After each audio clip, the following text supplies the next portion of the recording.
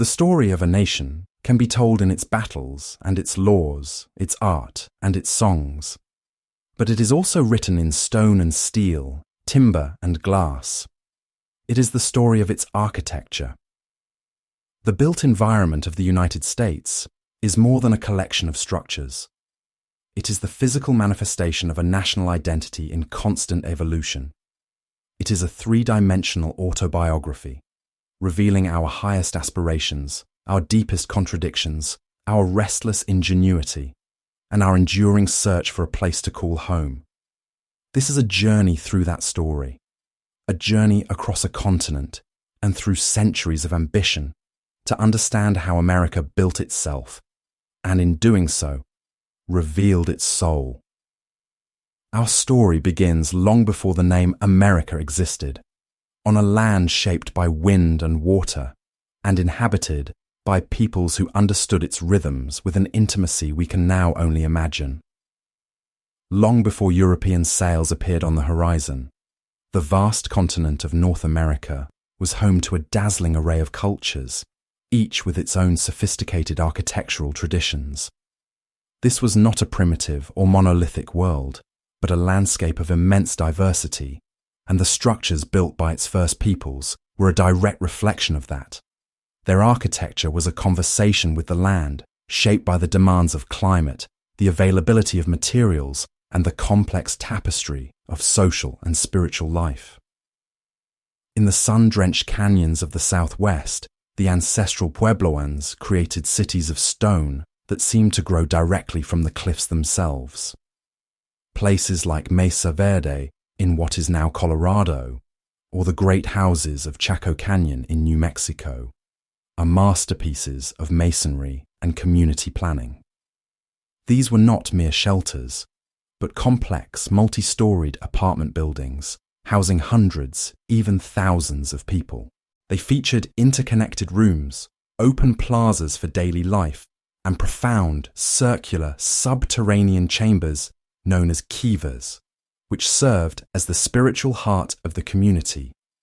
Built with precisely cut stone and adobe mortar, these structures were perfectly adapted to the arid climate, providing cool relief from the summer heat and retaining warmth in the winter. Their very placement, tucked into south-facing cliff alcoves, was a brilliant act of passive solar design.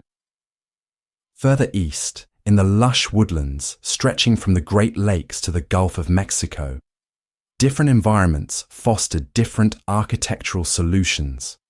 The peoples of the Iroquois Confederacy, the Haudenosaunee, built longhouses. These were remarkable communal dwellings, framed with timber and sheathed in elm bark that could stretch for hundreds of feet. A single longhouse was a microcosm of their society, housing multiple families related through a maternal line, with a shared central corridor and individual family compartments on either side. It was a physical embodiment of their social and political structure. In the Mississippi River Valley, other cultures erected monumental earthworks, vast mounds of soil shaped by hand over generations. At Cahokia, near present-day St. Louis, a sprawling city flourished, its centerpiece a colossal terraced pyramid, larger at its base than the Great Pyramid of Giza. These mounds were not simple hills.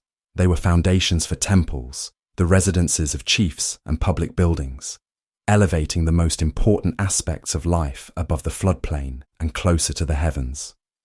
On the Great Plains, where life was tied to the migratory herds of bison, architecture became portable. Nomadic groups like the Lakota, Cheyenne, and Crow developed the teepee, a dwelling of breathtaking ingenuity and elegance.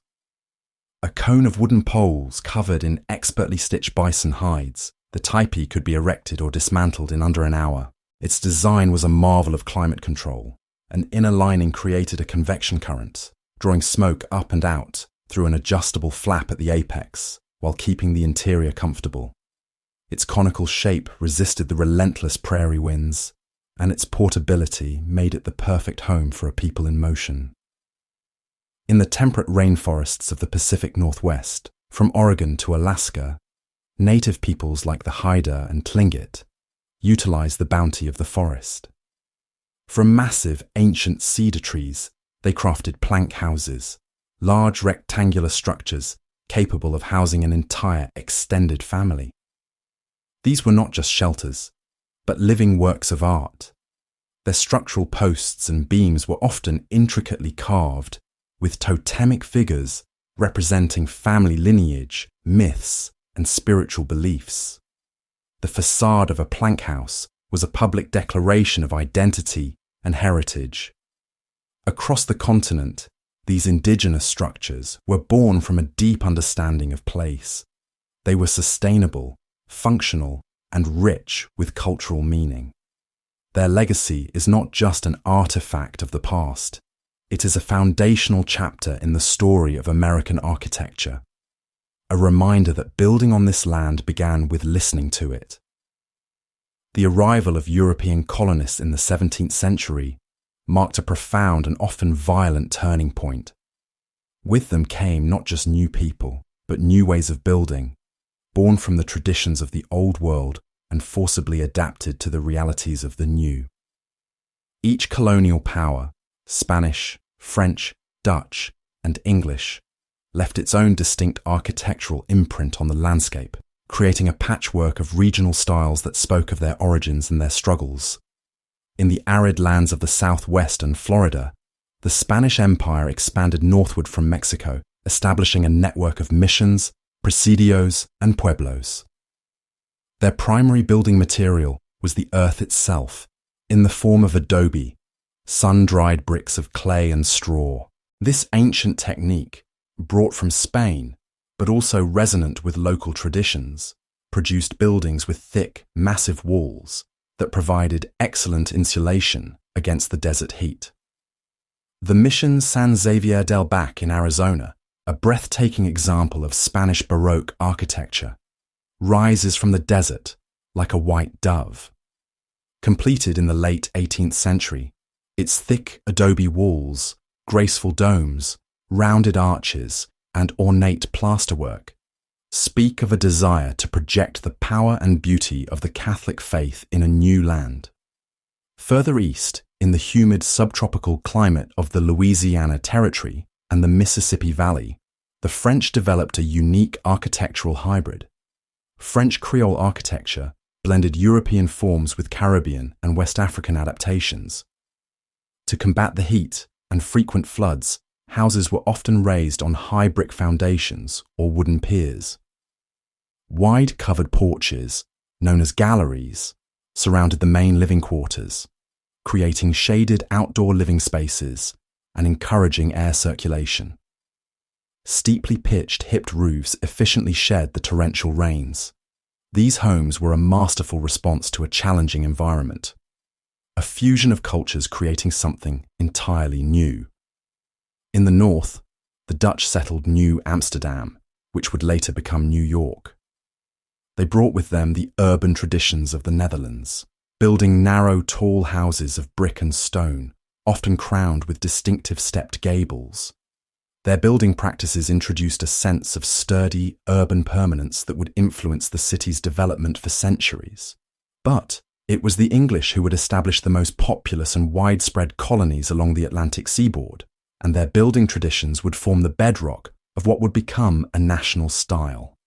Early New England houses, like the Salt Box, were humble, timber-framed structures. Their design was a direct descendant of English medieval folk houses, but adapted for survival. A large central chimney served as the thermal core of the house, with rooms clustered around it for warmth.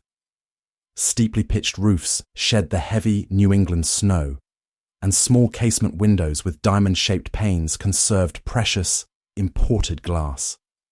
In Virginia and the southern colonies, a different pattern emerged, with a greater emphasis on brick and a more dispersed, symmetrical plan, reflecting a different economy and social structure. As the colonies prospered, their architecture began to shed its rugged, survivalist character and aspire to a new level of sophistication. By the early 18th century, the American colonies were no longer just a remote outpost. They were becoming a wealthy and integral part of the British Empire. With this newfound prosperity came a desire for an architecture that reflected their status. The style they adopted was the Georgian, named for the Hanoverian kings of England, George I through George III. It was the dominant architectural language of the British world, and for the colonists, building in the Georgian style was a way of expressing their cultural connection to the mother country. Georgian architecture is a language of order, symmetry, and classical proportion. It is rooted in the principles of the Italian Renaissance, which had been filtered through English architects like Inigo Jones and Christopher Wren. A typical Georgian house is a study in balance. The facade is strictly symmetrical, usually with a central door flanked by an equal number of windows on each side. The entry itself was often a focal point, embellished with a decorative crown or pediment and framed by pilasters. Multi-paned sash windows were arranged in neat, regular grids. The materials were often brick or wood, painted to imitate stone, and the interiors featured formal, panelled rooms, elaborate cornices, and gracefully carved staircases. This style was not just for houses. It became the template for public and institutional buildings as well. Independence Hall in Philadelphia, where the Declaration of Independence and the Constitution were debated and adopted, is a masterpiece of American Georgian design. Its elegant proportions, clock tower, and refined brickwork project a sense of dignity and rational order, ideals that the nation's founders held dear. In Williamsburg, Virginia, the governor's palace was meticulously reconstructed to showcase the height of Georgian opulence, a symbol of royal authority in the colony. The Hammond Harwood House in Annapolis, Maryland, is considered one of the most beautiful examples of the style, its delicate and perfectly proportioned design, a testament to the skill of its architect, William Buckland. The Georgian style gave the growing colonial cities a new sense of cohesion and grandeur, lining their streets with buildings that spoke a common language of civilized refinement. After the American Revolution, as the newly independent United States sought to define itself, its relationship with its colonial past became more complex. In the late 19th and early 20th centuries, a powerful wave of nostalgia and patriotism led to the colonial revival. This was not a simple continuation of the Georgian style, but a romantic reinterpretation of it. Architects and homeowners looked back to the colonial era as a golden age of American virtue and craftsmanship. Colonial revival buildings often borrowed Georgian forms: the symmetry, the pedimented doorways, the multi-paned windows, but frequently combined them with other elements, creating a more eclectic and sometimes idealized version of the past. This style became immensely popular for suburban homes, schools, and government buildings, a reassuring and familiar architectural language that seemed to connect a rapidly industrializing nation to its simpler, agrarian roots. With independence won, the leaders of the young United States faced a monumental task: to build not just a government, but a national identity. They consciously sought an architecture that could express the ideals of the new republic: liberty, democracy, and civic virtue. This led to the emergence of the federal style, which flourished from the 1780s to the 1830s. The federal style can be seen as a more refined and delicate evolution of the Georgian. It retained the core principles of symmetry and balance, but it incorporated lighter, more graceful ornamentation inspired by the recent archaeological discoveries at Pompeii and Herculaneum. The work of the Scottish architects Robert and James Adam was a major influence, introducing new motifs like swags, garlands, and urns. A hallmark of the federal style is the elliptical fanlight, a semicircular window placed above the front door, often with matching side lights, which created a bright and welcoming entryway. Interiors became lighter and more open, with soaring ceilings and gracefully curving staircases. The architect Charles Bulfinch was a master of the style, and his design for the Massachusetts State House in Boston, with its magnificent golden dome, became a symbol of the new American civic pride. In cities like Boston, Salem, Philadelphia, and Charleston, Elegant federal townhouses lined the streets, their refined brick facades and delicate details expressing the quiet confidence of the new nation's merchant class. By the 1820s, however, American architectural taste began to shift again, turning to an even more potent source of inspiration: ancient Greece. The Greek Revival became the first truly national architectural style in the United States. Its rise was fueled by a powerful romantic association between the new American Republic and the ancient democracy of Athens. Americans saw themselves as the modern heirs to Greek ideals of liberty and self-government. This cultural affinity was reinforced by the Greek War of Independence against the Ottoman Empire, which captured the American imagination. Greek Revival architecture is bold, monumental, and instantly recognizable. It is characterized by the use of columns and pilasters, often with the simple, sturdy Doric or the more elegant, scrolled Ionic capitals. Buildings were frequently designed to resemble classical temples, with a gabled front forming a triangular pediment, a feature known as a temple front. The forms were strong and simple, with clean lines and a minimum of fussy ornament. The style was seen as honest, dignified, and democratic, and it was applied to almost every type of building imaginable. The Second Bank of the United States in Philadelphia, designed by William Strickland, looks like a Parthenon for finance. Across the country, state capitals, courthouses, banks, churches, and universities were built in the Greek Revival style, lending an air of classical gravitas to even the most remote frontier towns. In the South, the style was adapted for grand plantation houses, like the magnificent Oak Alley in Louisiana, where a double row of massive Doric columns creates a breathtakingly dramatic colonnade. The Greek Revival's popularity coincided with a period of intense westward expansion. As settlers moved into the Ohio and Mississippi valleys, they brought this architectural language with them, stamping the landscape with a style that powerfully symbolized the nation's belief in its own manifest destiny. As the midpoint of the 19th century approached, the disciplined order of classicism began to give way to the passions of romanticism. A new sensibility swept through American culture, one that valued emotion, individualism, nature, and the picturesque. Architects began to look beyond the models of Greece and Rome, finding inspiration in the medieval past and the irregular, organic forms of the natural world. This led to a flowering of revival styles, each offering a different kind of historical or emotional resonance. The most prominent of these was the Gothic Revival, with its pointed arches, steep, soaring gables, intricate stone tracery, and stained glass windows.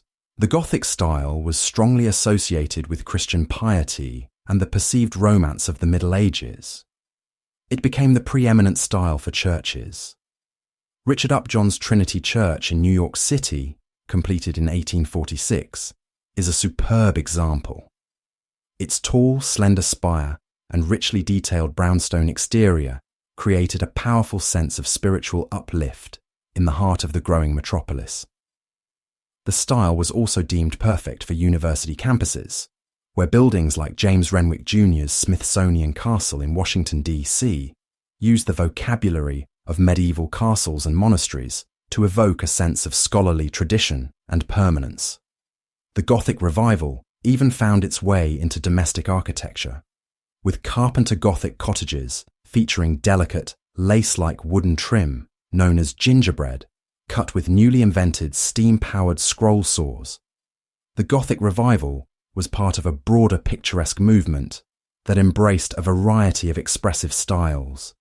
The Italianate style, inspired by the rural villas of Tuscany, became wildly popular for both urban and suburban homes.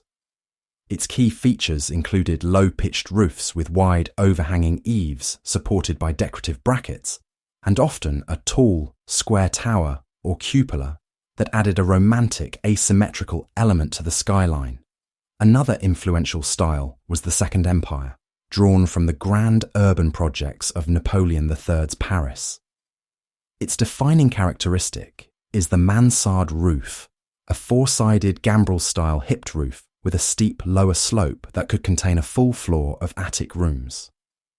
This style was seen as modern and sophisticated, and was used for everything from grand hotels and government buildings to modest townhouses. Together, these romantic styles broke the bonds of classical symmetry, allowing for greater variety, complexity, and personal expression in American architecture. The 19th century was an era of explosive growth for American cities. Fueled by industrialization and immigration, places like New York, Chicago, Philadelphia, and Boston transformed from walking cities into sprawling, complex metropolises. This rapid, often chaotic urbanization created a host of new problems: overcrowding, poor sanitation, and a lack of public space. In response, a powerful reform movement emerged in the late 19th and early 20th centuries: the City Beautiful movement. The movement's major inspiration was the World's Columbian Exposition of 1893 in Chicago. Organized by architects Daniel Burnham and John Wellborn Root, the fair's central court, known as the White City, was a stunning, monumental ensemble of neoclassical buildings set within a landscape of formal gardens, lagoons, and grand boulevards. It was a vision of urban harmony, order, and grandeur that captivated the millions who visited. The fair's success ignited a nationwide passion for civic improvement. The core idea of the City Beautiful movement was that creating beautiful, orderly urban environments would inspire civic pride and moral virtue in the citizenry. Planners and architects, led by figures like Daniel Burnham, advocated for master plans that would bring coherence and dignity to American cities. Burnham's 1909 Plan of Chicago was the most ambitious of these, envisioning a city of radial avenues, majestic civic centers, lakefront parks, and efficient infrastructure. While the full plan was never realized, its influence was immense.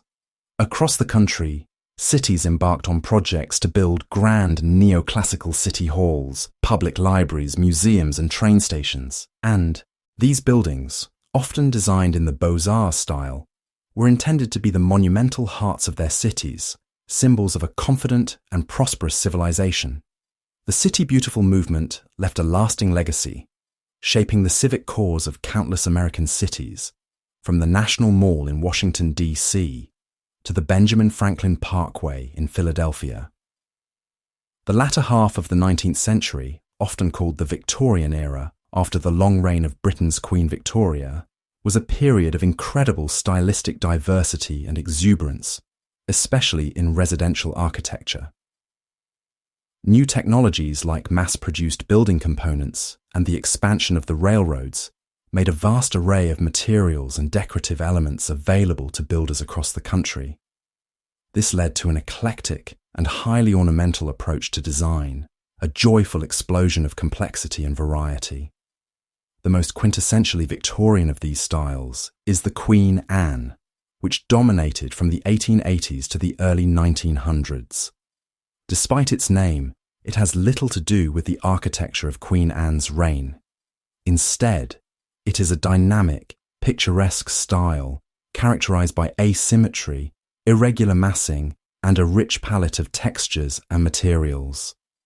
A typical Queen Anne house is a visual delight, featuring a wraparound porch, a prominent round or polygonal turret, bay windows, and a complex roofline with multiple gables. The surfaces are often a collage of clapboard, patterned wood shingles, and decorative brickwork. The most famous examples are the Painted Ladies of San Francisco, a row of Queen Anne houses whose vibrant, multi-hued paint schemes highlight their intricate architectural details. Other popular Victorian styles flourished alongside the Queen Anne.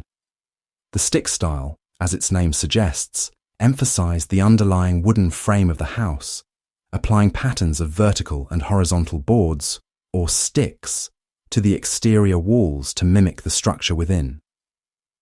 Queen Victoria was a period of incredible stylistic diversity and exuberance, especially in residential architecture. new technologies like mass-produced building components and the expansion of the railroads made a vast array of materials and decorative elements available to builders across the country. This led to an eclectic and highly ornamental approach to design, a joyful explosion of complexity and variety. The most quintessentially Victorian of these styles is the Queen Anne, which dominated from the 1880s to the early 1900s. Despite its name, it has little to do with the architecture of Queen Anne's reign. Instead, it is a dynamic, picturesque style characterized by asymmetry, irregular massing, and a rich palette of textures and materials. A typical Queen Anne house is a visual delight, featuring a wraparound porch, a prominent round or polygonal turret, bay windows, and a complex roofline with multiple gables.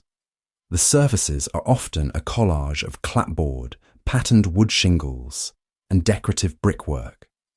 The most famous examples are the Painted Ladies of San Francisco, a row of Queen Anne houses whose vibrant, multi-hued paint schemes highlight their intricate architectural details.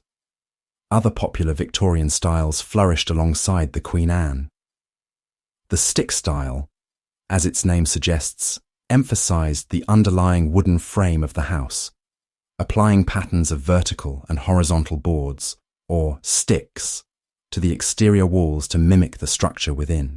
The shingle style, popular in the coastal resorts of New England, took a different approach, unifying the complex shapes of the house under a continuous skin of wood shingles, creating a more fluid and organic form. And the Richardsonian Romanesque, named for its brilliant creator, the architect Henry Hobson Richardson, brought a sense of massive primal power to architecture. Richardson's buildings, like the magnificent Trinity Church in Boston, are characterized by heavy, rough-cut stonework, dramatic, rounded arches, and a feeling of grounded, earthy permanence. This was also the Gilded Age, a time of unprecedented industrial wealth and consolidation. Tycoons, like the Vanderbilts, Carnegies, and Rockefellers, commissioned vast, opulent mansions that were unabashed displays of their power and status.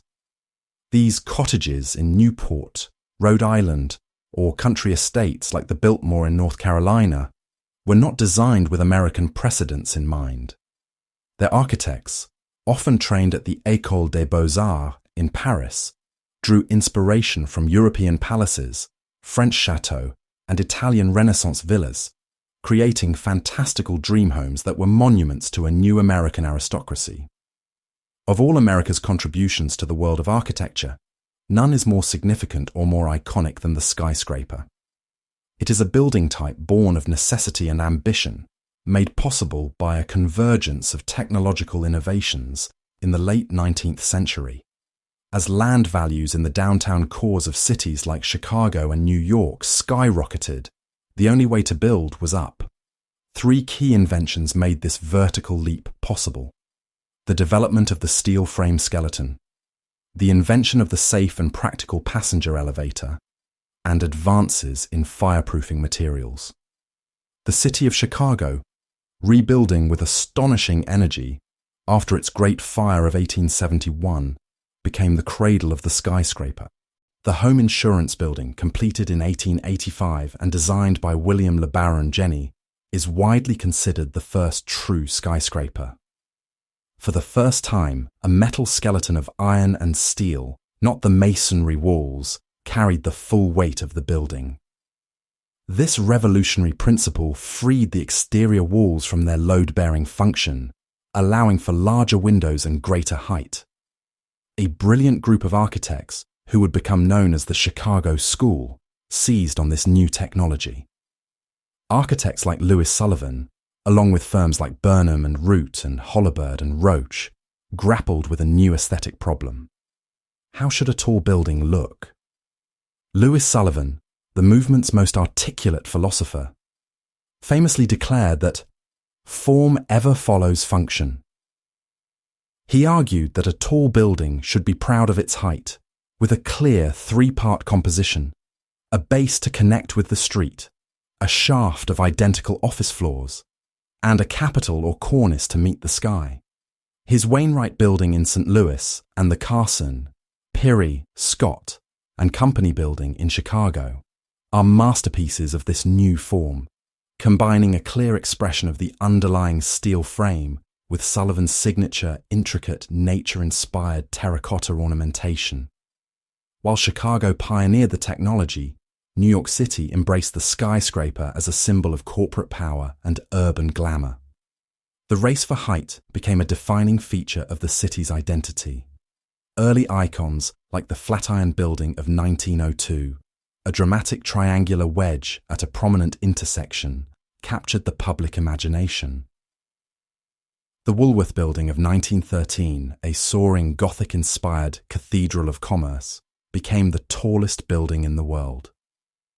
This race reached its spectacular climax in the early 1930s, with the nearly simultaneous construction of the Chrysler Building and the Empire State Building.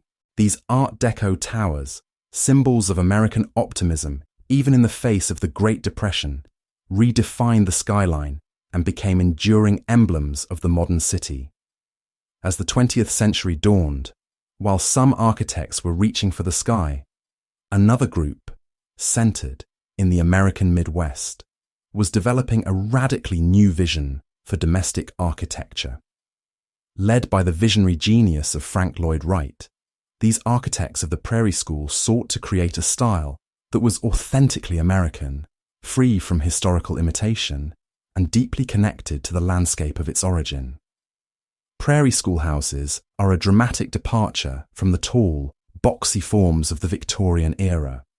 They are defined by their strong horizontal lines, intended to echo the long, flat expanses of the Midwestern prairie. Low-pitched, hipped roofs with deep, overhanging eaves create a sense of shelter and groundedness. The emphasis is on horizontality, with bands of casement windows, often with intricate art glass patterns, creating a ribbon-like effect and breaking down the barrier between inside and out.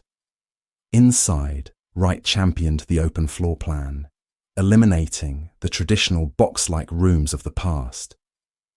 He envisioned a fluid, continuous space, with rooms flowing into one another, all centered on a massive grounding hearth or fireplace, which he called the heart of the home.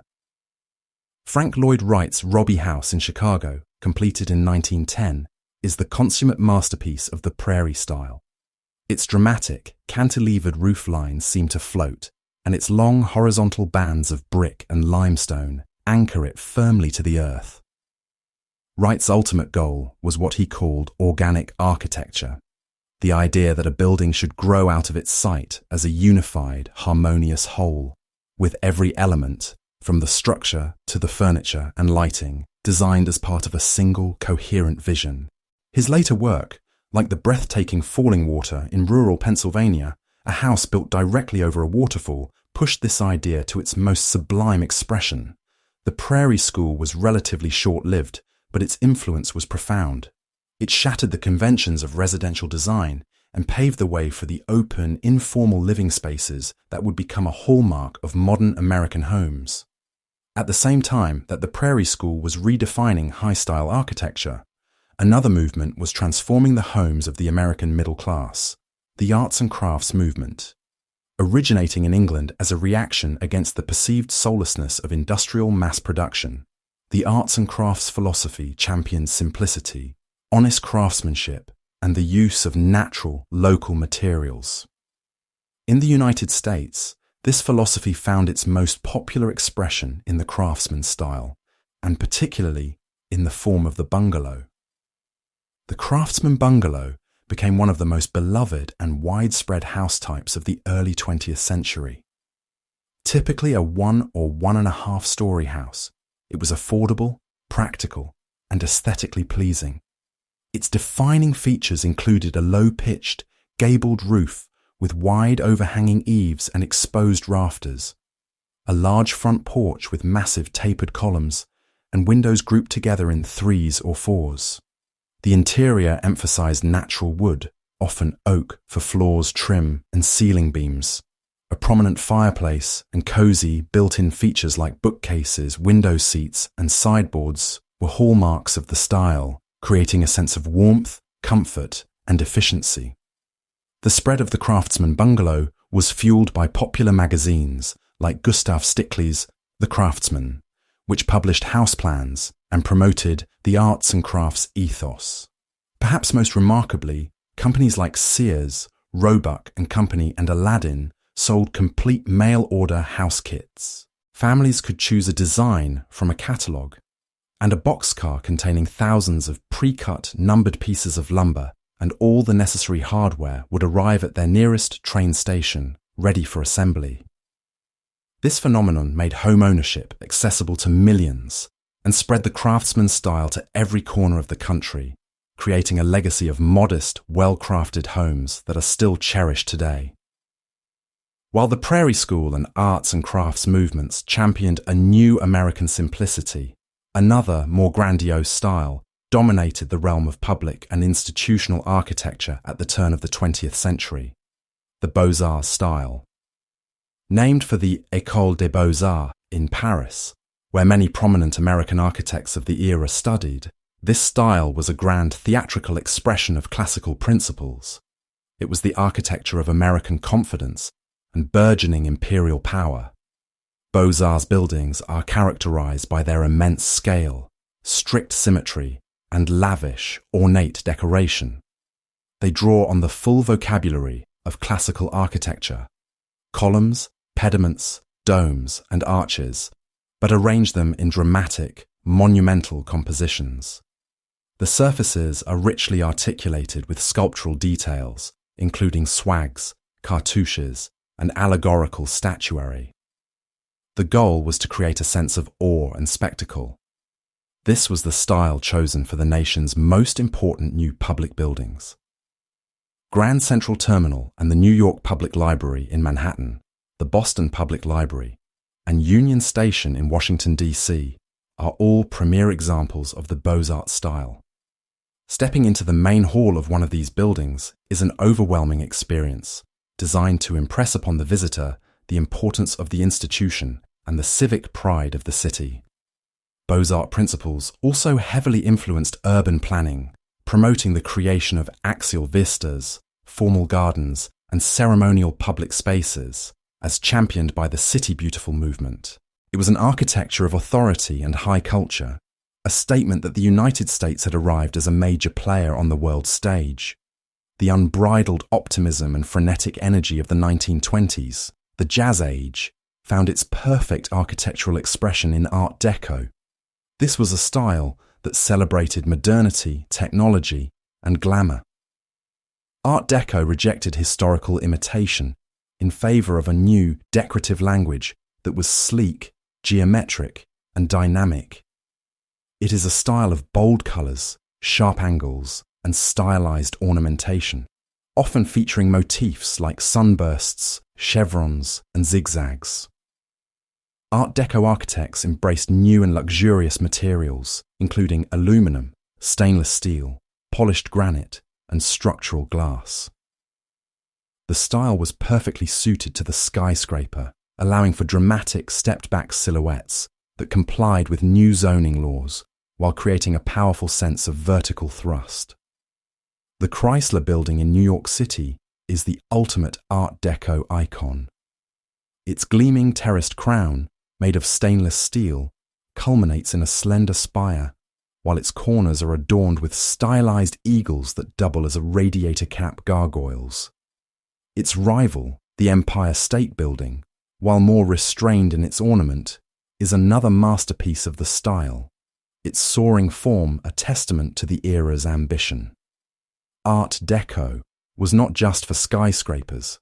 It became the style of choice for movie palaces, hotels, department stores, and apartment buildings, most famously in the pastel-hued historic district of Miami Beach.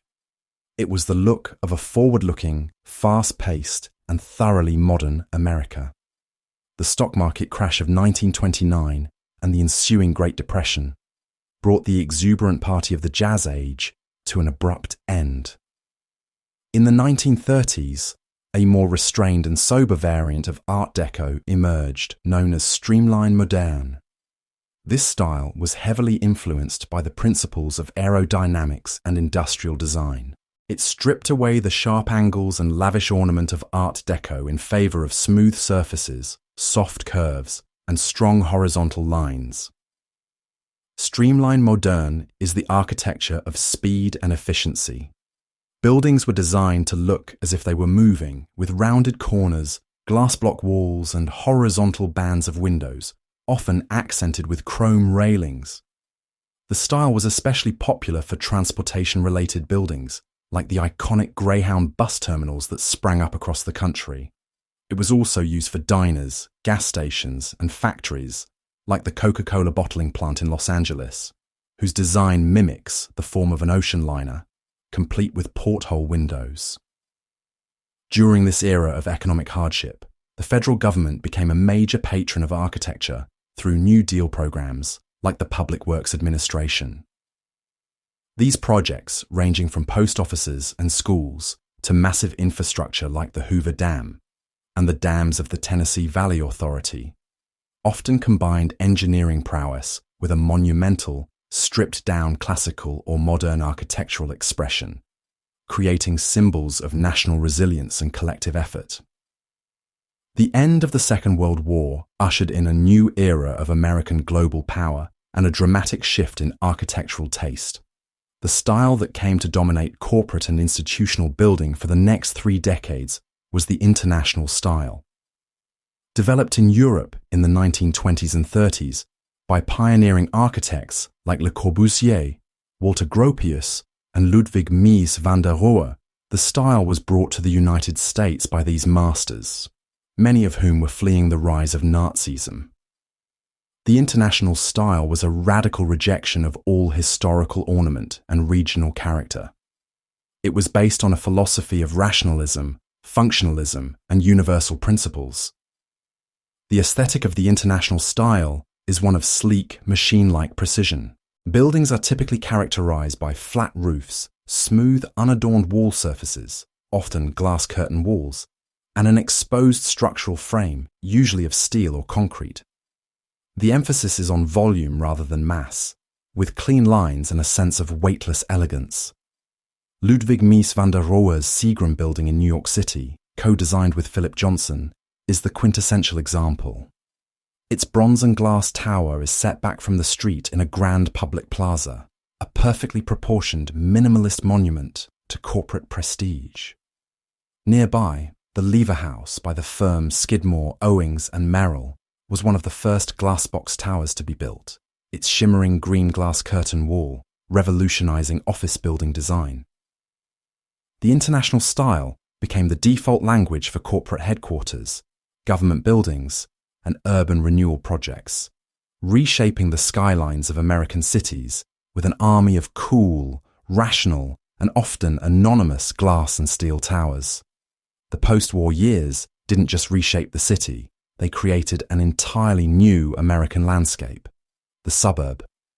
Fueled by the GI Bill, a baby boom, and the mass production of the automobile, millions of American families left the cities in search of a new kind of life. The house that defined this new suburban dream was the ranch house. Typically a single-story, low-slung dwelling, the ranch house was a departure from the vertical, multi-story homes of the past. Its long, horizontal profile, open floor plan combining the living room, dining room, and kitchen, and attached garage were perfectly suited to a more informal, car-oriented lifestyle. Mass production techniques were applied to housing on an unprecedented scale. Developments like Levittown in New York and Pennsylvania, built by William Levitt, epitomized this new model, just reshape the city. They created an entirely new American landscape, the suburb. Fueled by the GI Bill, a baby boom, and the mass production of the automobile, millions of American families left the cities in search of a new kind of life. The house that defined this new suburban dream was the ranch house. Typically a single-story, low-slung dwelling The ranch house was a departure from the vertical, multi-story homes of the past. Its long, horizontal profile, open floor plan combining the living room, dining room and kitchen, and attached garage were perfectly suited to a more informal, car-oriented lifestyle. Mass production techniques were applied to housing on an unprecedented scale. Developments like Levittown in New York and Pennsylvania, built by William Levitt, epitomized this new model. Thousands of nearly identical, affordable houses were constructed with factory-like efficiency, making the dream of home ownership a reality for a burgeoning middle class. The architecture of the suburbs favored simplicity and practicality. New schools, shopping centers, and churches were built to serve these sprawling new communities, often in a simplified modern or a nostalgic colonial revival style. The rise of suburbia profoundly reconfigured American life, creating a landscape of cul-de-sacs, backyards, and two-car garages that remains a dominant feature of the nation today. Running parallel to the corporate international style was a more varied and often more humanistic strain of modernism that flourished from the 1940s through the 1960s, now known as mid-century modern. This style combined the clean lines and open spaces of modernism with a warmer palette of materials, a greater emphasis on integration with nature, and a playful sense of optimism. Influenced by the German Bauhaus school, Scandinavian design, and the work of Frank Lloyd Wright, mid-century modernism was applied to everything from custom homes and tract houses to schools, offices, and civic buildings. California was a major hub of mid-century modern innovation. Architects like Richard Neutra and Rudolf Schindler designed homes with vast walls of glass that dissolved the boundary between indoors and outdoors. The Case Study House program, sponsored by Arts and Architecture magazine, commissioned major architects to design and build inexpensive and efficient model homes, demonstrating new ways of living using modern materials like steel and modular construction. The work of designers Charles and Ray Eames, who created iconic furniture as well as their own innovative home, celebrated the possibilities of new materials and industrial processes. On a larger scale, architects like Eero Saarinen created dramatically expressive and sculptural forms, such as the soaring wing-like roof of the TWA Flight Center at New York's JFK Airport, a building that captured the romance and excitement of the jet age. Mid-century modernism remains immensely popular today, valued for its elegant simplicity, its connection to nature, and its embodiment of a uniquely hopeful and forward-looking moment in American history. By the 1960s and 70s, the clean, rational orthodoxy of high modernism began to feel restrictive to a new generation of architects. A desire for more expressive, monumental, and even challenging forms led to several new directions in late modernism.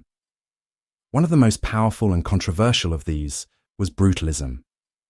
The name, often misunderstood as a comment on the style's harshness, actually comes from the French term béton brut, meaning raw concrete.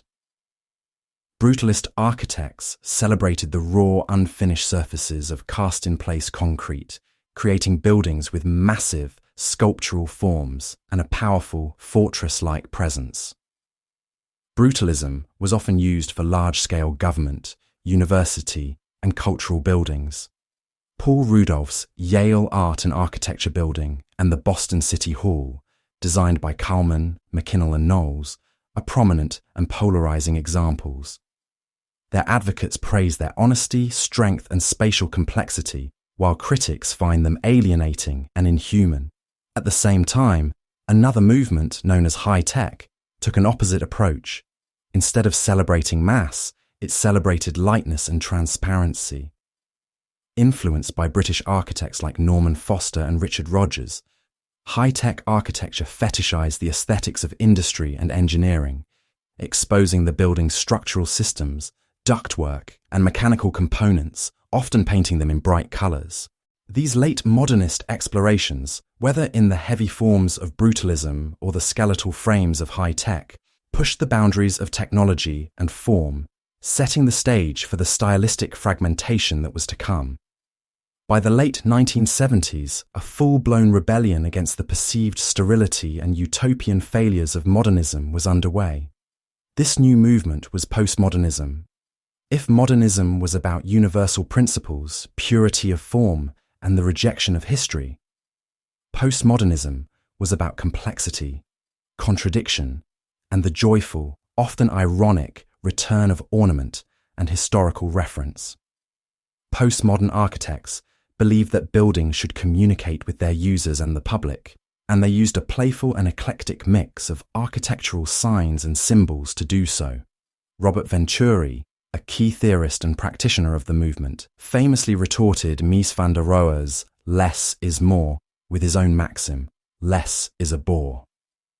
His Vanna Venturi house, designed for his mother, is an early and influential example, a seemingly simple gabled house that is full of witty subversions of classical and modern conventions.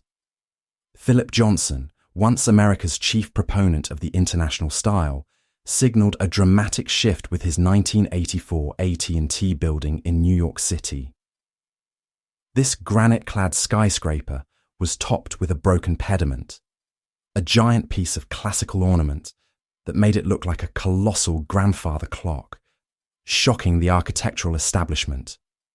Michael Graves's Portland building in Oregon, with its bold colours, oversized garlands, and stylized classical elements, became another landmark of the style. Postmodernism reopened the architectural history books, but treated them not as a source of rules, but as a grab bag of ideas to be remixed, reinterpreted, and used to create buildings with personality and a sense of humour. Even as global styles like modernism and postmodernism dominated the discourse, a countercurrent of regionalism persisted, championing the idea that architecture should respond to the specific conditions of its location. Regionalist architects sought to create buildings that were sensitive to local climate, culture, landscape, and building traditions. This was not a nostalgic imitation of the past, but a modern approach to design that valued a deep sense of place. The theorist Kenneth Frampton coined the term critical regionalism to describe a more sophisticated version of this approach, one that seeks to mediate the impact of universal civilization with elements derived indirectly from the peculiarities of a particular place. Architects working in this vein create buildings that are undeniably modern, yet feel as if they could exist nowhere else. Samuel Mockbee and his students at the Rural Studio in Alabama became famous for creating innovative and beautiful homes and community buildings for the rural poor, often using salvaged and unconventional materials in a way that was both socially responsible and deeply rooted in the vernacular of the Deep South. In the American Southwest, the work of Antoine Prédoc often draws inspiration from the stark, powerful forms of the desert landscape, creating buildings that engage in a dialogue with the geology and intense light of the region. This focus on place provides a vital counterpoint to the homogenizing forces of globalization. In recent decades, no single issue has had a more profound impact on the direction of architecture than the growing awareness of the global environmental crisis. The development of sustainable or green architecture has moved from a fringe interest to a central concern of the profession. The goal is to design buildings that minimize their negative impact on the environment by conserving energy and water, reducing waste, and using renewable and non-toxic materials.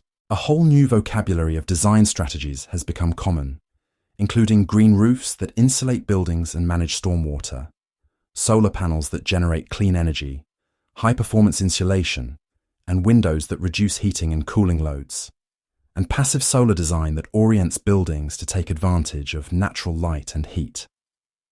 The Leadership in Energy and Environmental Design, or LEED, certification program, established by the US Green Building Council, has created a widely recognized set of standards for environmentally responsible design and construction. Landmark projects have demonstrated the potential of this new approach. The Bullitt Center in Seattle has been called the greenest commercial building in the world, designed to be a living building that generates all of its own energy and collects all of its own water. The California Academy of Sciences in San Francisco, designed by Renzo Piano, features a massive, undulating, living roof planted with native species, which provides natural insulation and habitat. Sustainable design is no longer just a stylistic choice. It is becoming a fundamental responsibility, shaping the future of architecture in the United States as designers seek to create buildings that not only shelter us, but also help to heal the planet. The digital revolution has fundamentally transformed the way architects work, unleashing a new wave of formal and structural innovation. Computer-aided design, or CAD, has been supplanted by more powerful tools like parametric design and building information modeling, or BIM. Parametric design allows architects to use algorithms to generate complex, fluid, and non-standard forms that would have been impossible to conceive, let alone construct, just a generation ago. The firm of Frank Gehry has been a pioneer in using digital technologies to create highly sculptural and expressive buildings. While his most famous work, the Guggenheim Museum Bilbao, is in Spain, its influence on American architecture has been immense. The complex, curving, metallic forms of buildings like his Walt Disney Concert Hall in Los Angeles were designed using sophisticated aerospace software and translated into buildable components through digital fabrication. This process, where digital models directly guide robotic cutting and assembly tools, allows for unprecedented precision and customization. Technologies like three-dimensional printing are now being used to create building components and even entire structures, further blurring the line between digital design and physical construction. These tools are not just making the process more efficient, they are opening up entirely new creative possibilities for the architects of the 21st century. As American cities continue to evolve, there is a growing recognition of the value of what is already there. Instead of demolishing old structures to make way for the new, architects and planners are increasingly focused on urban revitalization and the adaptive reuse of existing buildings. This approach is both environmentally and culturally sustainable. It preserves the embodied energy and materials of historic structures, reduces construction waste, and maintains the rich, layered character of the urban fabric. Across the country, this strategy is transforming cityscapes. Old factories and warehouses are being converted into loft apartments, offices, and bustling marketplaces. Obsolete schools are becoming community centres, and decommissioned churches are finding new life as performance venues or art galleries. One of the most celebrated examples of this approach is the High Line in New York City, a public park built on a disused, elevated freight railway. This project transformed a piece of derelict infrastructure into a unique and beloved green space, weaving nature and art through the dense urban environment. Adaptive reuse is a powerful reminder that history is not a burden to be discarded, but a resource to be creatively reimagined, connecting contemporary life with the stories and structures of the past. In the 21st century, architecture is increasingly being recognized not just as an aesthetic or technical discipline, but as a powerful tool for social change. There is a growing understanding that the design of the built environment has profound implications for social equity, public health, and community empowerment. Issues like the creation of quality affordable housing, the design of inclusive public spaces that are accessible to all, and the use of participatory planning processes that give communities a voice in their own development are now at the forefront of the architectural conversation. Projects across the country are demonstrating how thoughtful design can address pressing social challenges. The Villa Verde housing complex in the Bronx, New York, combines affordable housing with green design principles, including terraced roof gardens, where residents can grow their own food, promoting both sustainability and community health. In the wake of Hurricane Katrina, initiatives like the Make It Right Foundation in New Orleans worked with prominent architects to design innovative, storm-resistant, and sustainable homes for displaced residents. Architects and non-profit organizations are collaborating with communities to design schools that inspire learning, clinics that promote wellness, and parks and public spaces that foster social connection, dignity, and opportunity for all. As we survey the architectural landscape of the United States today, we see a vibrant and pluralistic field. The era of a single dominant style is over. Instead, contemporary architects are exploring a multitude of forms, materials, and technologies while simultaneously grappling with the urgent issues of our time. Recent landmark buildings reflect this diversity. The soaring, symbolic form of One World Trade Center in New York City speaks of resilience. The skeletal, bird-like Oculus Transit Hub, designed by Santiago Calatrava, is a feat of structural expressionism. The Broad Museum in Los Angeles by Dilla Scofidio. Renfro presents a veil and vault concept that rethinks the relationship between a museum's public and private functions. And the National Museum of African American History and Culture in Washington, D.C., designed by a team led by David Adjaye, uses its striking bronze-colored corona form, inspired by a Yoruba crown, to tell a powerful and long-suppressed American story. The future of United States architecture will undoubtedly be shaped by the continuing challenges of climate change, urbanization, and social justice. It will likely be a future characterized by greater adaptability, a deeper commitment to sustainability, and a renewed focus on the power of architecture to build not just structures, but community. Our long journey through the history of United States architecture has taken us from the ancient earthworks of the Mississippi Valley to the green skyscrapers of the 21st century. We have seen how the buildings we create are a mirror, reflecting our cultural identity, our social values, our technological prowess, and the ever-shifting needs of our society. American architecture is not a single, linear story.